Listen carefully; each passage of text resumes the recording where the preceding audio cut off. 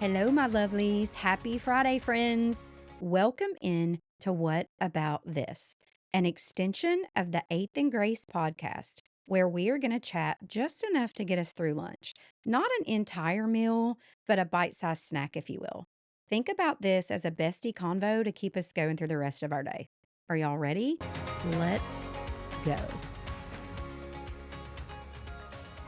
Hey, friend, welcome back to What About This, the corner of Eighth and Grace where our tangents are holy and the leftovers, they're often our best part. This is where we spill the tea that didn't make it to Tuesday episodes. Say the things we're not always sure we can say out loud, and we probably need to. It's tender and yappy, and sometimes it's a whole ramble, but always rooted in grace.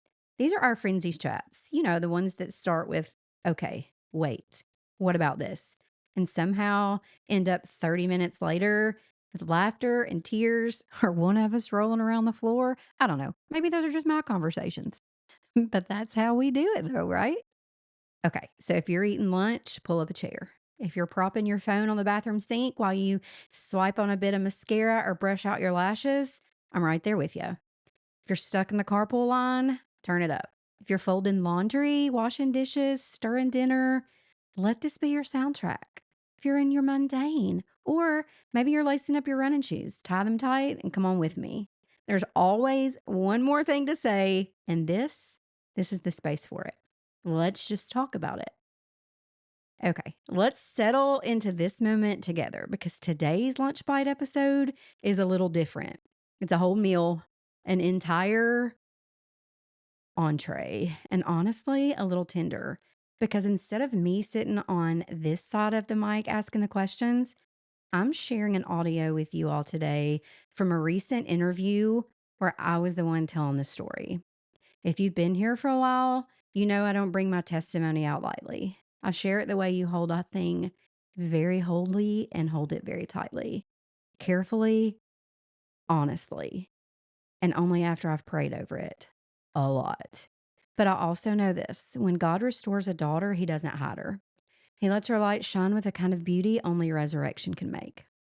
So I'm inviting you into a little piece of my story, not the whole thing, but maybe some of the parts I haven't ever told on here before, but I've already entrusted them with the world. So we're going for it. This is the part that God keeps using to heal women who think they're too far gone, too broken, too tired, or too late. And you just might hear some of the ache and some of the awe.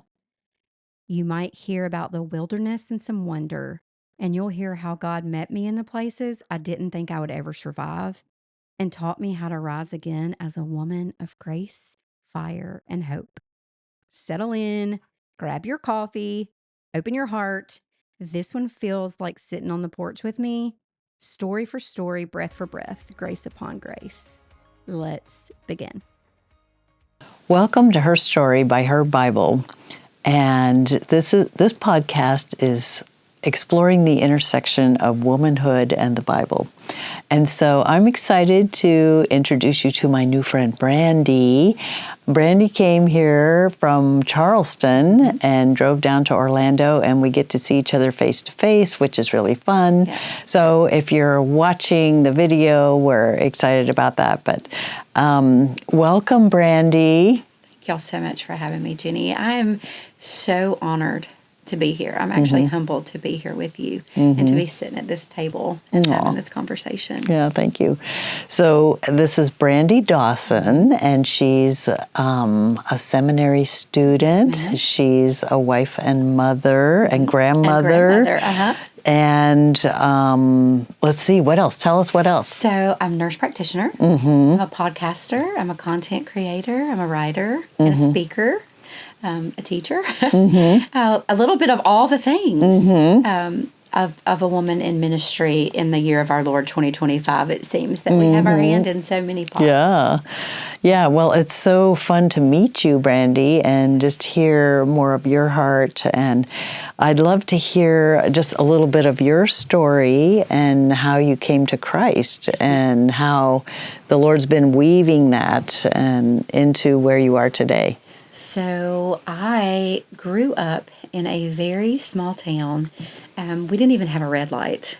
And I lived in that town until I was 43 years old. So, yes, I am a Charlestonian now, but I am a Tennessee girl through and through. I grew up in the foothills of Tennessee, and I don't have your typical traditional woman in ministry story.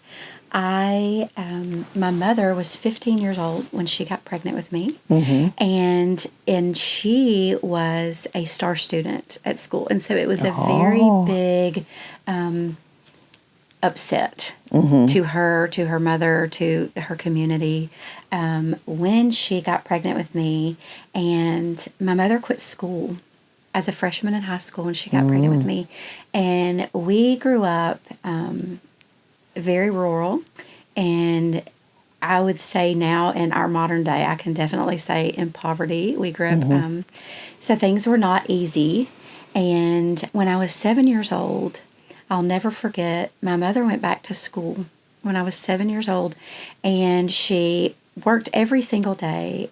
And actually, she worked 2 jobs. She worked every day, and then at night, she would go to school. Wow. And so she got her associates. Actually, first she had to get a GED. Then she got her associates. She got her bachelor's. And the year I graduated high school, she graduated with her master's. And so now my mom is a president of a Japanese-owned company. And so I have been raised by some very strong women. And my dad was there. My dad was in the picture. But I have been raised by some very strong women. When I was 13, my parents got a divorce. And I did not grow up in a Christian home. And not that my parents didn't believe, but we were not your traditional Christian home. My parents didn't pray together. We didn't pray together. We didn't have a Bible in our home. And I would spend the night with my friends on a Saturday night. So whatever church or denomination that they attended on Sunday morning, that's where I went. And I truly became known as our local church mutt. And that was fine with me. That was a term that I wear like a necklace as a badge of honor. It's a term of endearment for me. And when I was 13, I was at a centrifuge in Gatlinburg, Tennessee, and came to know the Lord with my friends. My parents weren't there, but it was my friends' parents, and it was so beautiful to me. And, to take that back, I knew when I was a child and I was growing up, an only child, I was very lonely. The Lord, I went to the altar. I rode the church bus to church this one Sunday and by myself, and I was supposed to be in children's church, and I snuck into big church. The preacher there, it was traditional Baptist church. And he was a white-haired preacher, and he had his handkerchief, and his face would get really red when he preached. And he would kind of, maybe if you sat too close to him, you might have got wet a little bit. But I was so just drawn. I was just so enthralled with everything he said. And it was like a magnet drew me to the altar at 5 years old. And I knew that I was marked. And so even though I didn't grow up in a traditional home, a Christian home, my mom read to me, or she said to me every single night. I knew now I lay me down to sleep like the back of my hand. So I knew the love of the Lord, and it's so amazing to me now to look back because I knew there was his presence. I just didn't know at that time who and what it was, but there was this love that I knew that I don't know that I had ever experienced. And my parents got a divorce, and my mom and I lived together, and we raised one another. Because she was in school and I was in school. And so when I was 19 years old, I decided that I was grown enough that I needed to get married because my husband and I wanted to move out. We wanted to live together, and his parents said, absolutely not. Not unless you're married. So we got married, and thank God it'll be 27 years in December. So Praise the Lord. It worked out, right? But we struggled. I mean, we were kids too. And so there was this pattern in my family that we were continuing on. And then I got pregnant within maybe 9 months after he and I got married. And my daughters, both of them, not just one of my daughters, but both of them became teenage moms. So now I own a medical practice. We live in a small community. We have what looks like the typical American dream, right? We have a nice home, we have the nice car, we have this family, we attend church, I'm teaching at church, I'm a nurse practitioner, I have this practice, and then all of a sudden, both of my teenage girls come up pregnant. Wow. One of them, now you would think, because I'm a nurse practitioner, so you would think that I would have known the signs were there. Oh. But one of them was really tired, and the other one was having joint pain and was gaining weight. So I take both of them, Jenny, to their pediatrician. She was a very, very spicy Latina, and I loved her with everything in me, trusted her with my babies and more than anything. And I'm telling her what's wrong with them. And I'm thinking she's going to do blood work. I'm, diagnosing maybe low iron, maybe thyroid. She comes in there to me in the room and looks at my one daughter that's there because she's got, gaining weight, and she's crying about gaining weight. And I'll never forget Dr. Levine looking at her and saying, "Gaining weight is not your problem, Cora. You have a positive pregnancy test." Mm-hmm. I don't know if I thought my blood sugar dropped. I don't know if I thought that I passed out. I don't know what happened in that moment. But here I am at a pediatrician's office with a 16-year-old and a 17-year-old thinking that they're sick. And the doctor comes in to tell me that my babies are both having babies. Mm-hmm. Wow. That was the longest car ride home. Mm-hmm. And I say all of that as part of my story. And I told so much of my mom's story, and that because my grandmother was a teenage mom. Mm-hmm. My mother, and then it skipped me, but then my daughters. And most families are passing down like generational heirlooms. And there was something looming over us that we were passing down that could have been like the breaking point. But instead, the Lord drew us so close together, and He used that moment of what wasn't, what we expected. It definitely wasn't as a mother what I expected for my daughters, or to have to face, or to have to go home and tell their dad. But that was such a big part of my story, because now it was like those grandbabies, and everybody, if you can imagine living in a really small town, everybody had something to say, right? And now looking back on that, it was like I could see where the Lord was woven into every aspect of even what wasn't what we expected and what we had hoped for. And I owned that medical practice, as I said, and about a year into my daughter's pregnancy, I found myself out of work, and I went to work for an insurance company. Now, mind you, at this point, Jenny, I had been a speaker for a pharmaceutical company. And so in the medical community, I had a place, and I knew my place, and I knew my role. I had been to Capitol Hill. I had sat on an advisory board as an expert. I had traveled around speaking and teaching. I taught nursing school, and all of a sudden I find myself out of work. I probably applied literally for about 115 jobs and couldn't find one. I never even could get an interview. It was either they would look at my application and I was either overqualified, or I had owned my own practice, so it looked like I hadn't worked. And so during that time, I read the Bible from Genesis to Revelation 5 times within a 2-year span. And really began to know the Lord like I had never known Him before. And I look back on that now, and I see in that wilderness place when I could have gone crazy, right? And when everybody probably expected that I would, I found this radical peace in this chaos, in this chaotic place. I found this radical peace, and the Lord walked me through the wilderness, and I continued to abide in Him and just listen and trust Him. And I got a job as a nurse practitioner traveling around the state of Tennessee. So for 6 months, I would work in East Tennessee. For 6 months, I would work in West Tennessee. I was walking into a patient's house, and I fell. Oh. And I have an injury. This is 6.5 years now in the making. So I had a literal fall. Life, I thought, had been turned upside down once before. Now everything I knew shattered. Everything in that instant was gone. I was taken out of work. Little did I know then, almost 7 years ago that I still wouldn't be working 7 years today. Wow. And I remember sitting there and I asked the Lord, I said, God, I don't understand, because I had fallen and the way I felt was on outstretched hands. And so I have an injury to my neck and right arm and then to my hip. I truly I've walked through a Jacob season. When I tell you that I have truly wrestled with the Lord and walked out, maybe not with a healing, but with a blessing, and know that this limp is that I need him more than I could have ever known. I can tell you now that I needed him more than I could have ever known. But during that time, I said, Lord, I don't understand. I used my hands to work and you've broke my hands. I don't understand. And I'll never forget the Lord saying to me, I broke your hands to war with the sword of the Spirit.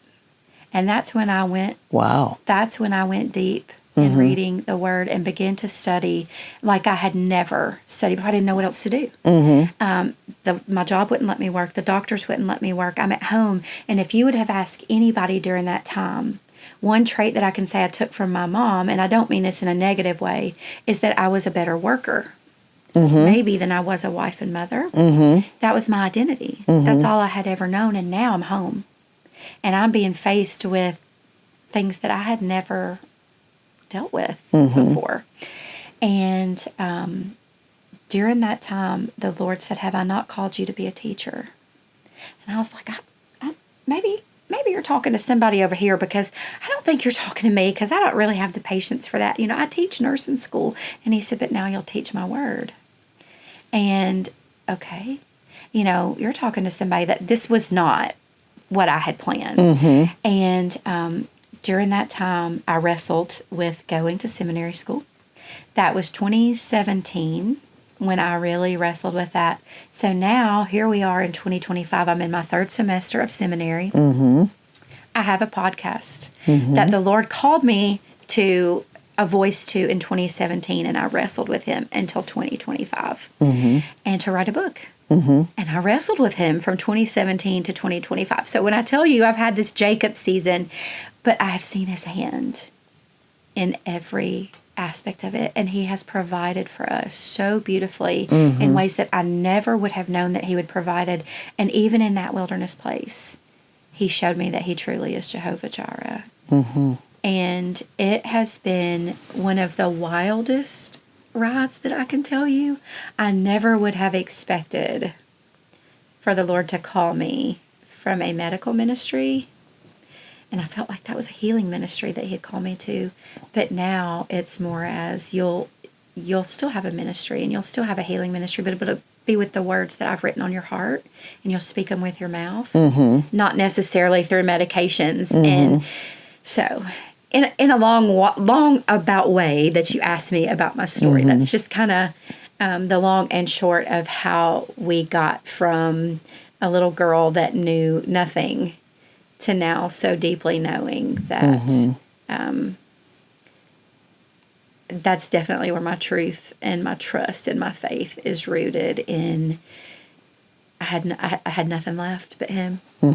Nothing that I had known, everything that I had ever thought I'd known, and the way life looked and the way I had planned was completely different now. And I began grieving the life that I thought that I was supposed to have. And that's the funny thing about grief, is you never know when it's going to come up. And when you grieve like the loss of a person, that's one thing. But when you grieve the loss of life, of what you thought it would be like, it's something you can't step out of sometimes. And so the biggest thing that I have learned is that joy and grief can coexist, and they dance together, and they have a place together. And we can still walk through hard things, and we can still trust him. So Wow. That's a little bit of my story. Yes. Well, thank you for sharing, Brandy. Yeah. I love hearing how you experienced God's faithfulness, and you clung to him during these very difficult times and circumstances. And and of course, I'm curious, did your daughters cling to the Lord? You said that brought you all closer. I hate to say it this way, but I don't know any other way to say it that just feels like the truth. But my daughters weren't necessarily on the best path at that moment.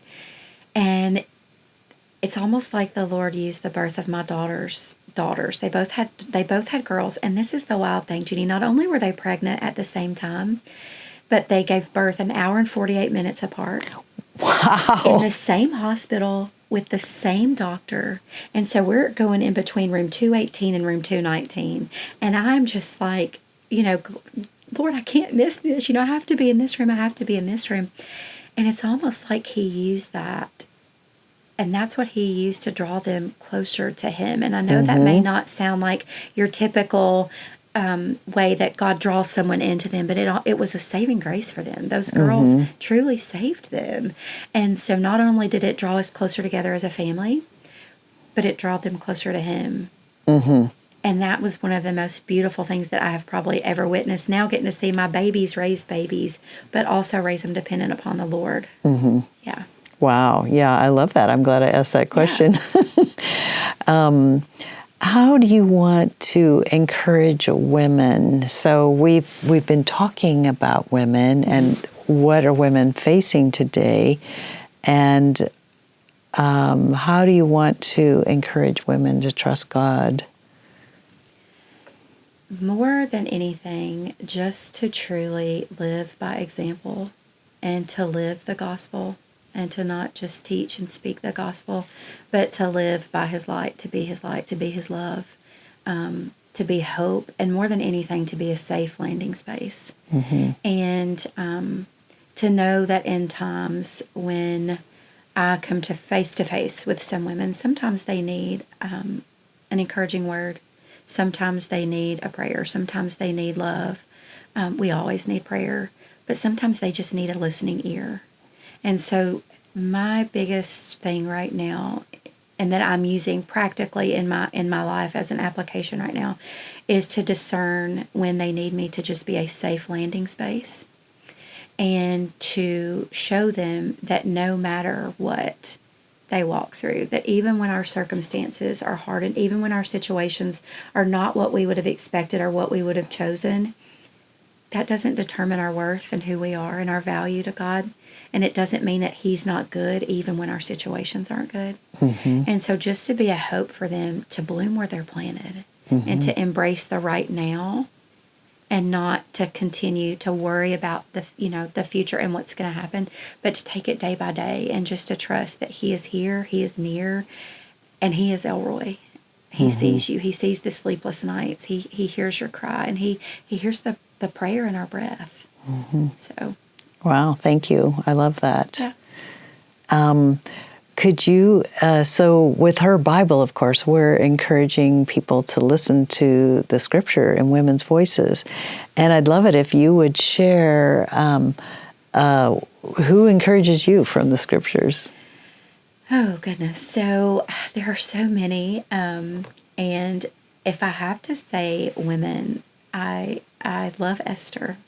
Esther encourages me as a voice for others, as a voice of compassion, in a place of love and justice, because I believe she truly loved justice, and sought for it and fought for it for her people.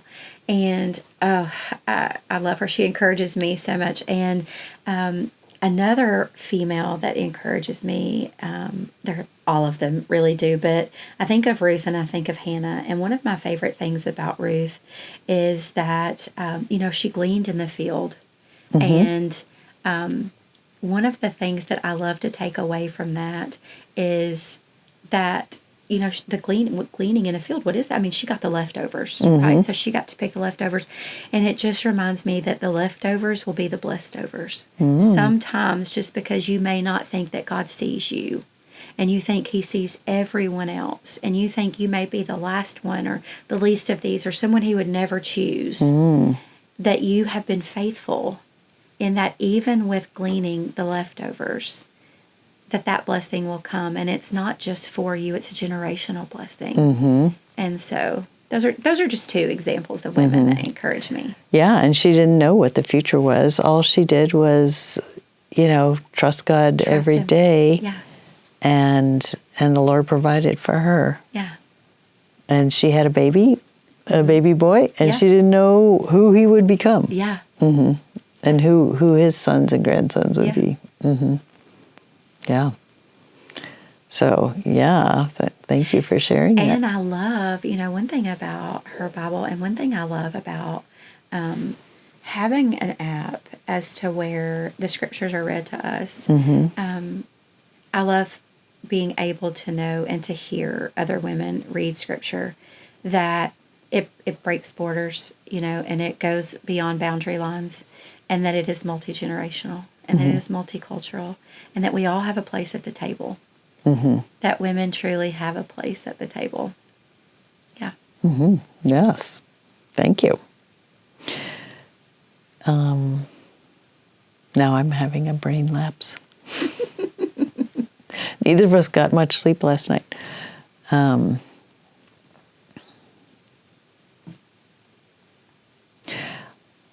We, I think we covered our basic questions, so we could just close. Yeah. Well, thank you, Brandy, so much for sharing. I love hearing your heart and what God has done in your life and in your family's life, and how He's redeemed your story, and all that. I look forward to what He has in store for you. So thank you so much for sharing with us. And I pray that her Bible listeners and your listeners would be encouraged today as they step into their calling. And so thank you. This is her story. Thank you. This is her story with her Bible. Thank you for listening. And we look forward to Brandy Dawson's book in the future. Yes. Yes. We'll let you know when it comes out.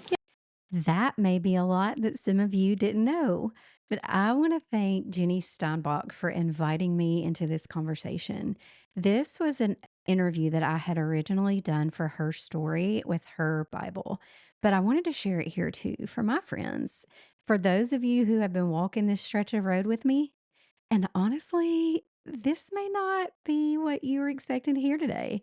It wasn't even what I expected to say when I sit down in that chair in that studio at Crew in Orlando with her. But this is what came out. It was definitely not the direction I planned to go, but sometimes the story that rises up is the one that God knows someone else needs, even if it surprises you while the words are still forming in your own mouth. You heard pieces of my journey you may not have heard before. My hope, well, my prayer really is that somewhere in it you can draw a little hope from my will, especially if your life hasn't turned out exactly the way you imagined it. Maybe it's not going the way you thought it had planned right now, or the way you dreamed it up when you were a little girl. Because here is what I know. Somehow, through the twists and the turns, the wilderness places, the valley detours, the mountains, and the miracles, He keeps leading us back to the path, back to ourselves, and back through His beautiful redemptive grace. And if this episode met you today, friend, would you please share it? Share it with someone who might be in her own wilderness season and needs just a little whisper of hope today. And if you would do us a solid, the most love that you can show us on the Eighth and Grace podcast is leave a quick review on Apple or Spotify. Those 5 stars are free. And those words that you leave in that review help this little corner of grace reach more women who need to know about it.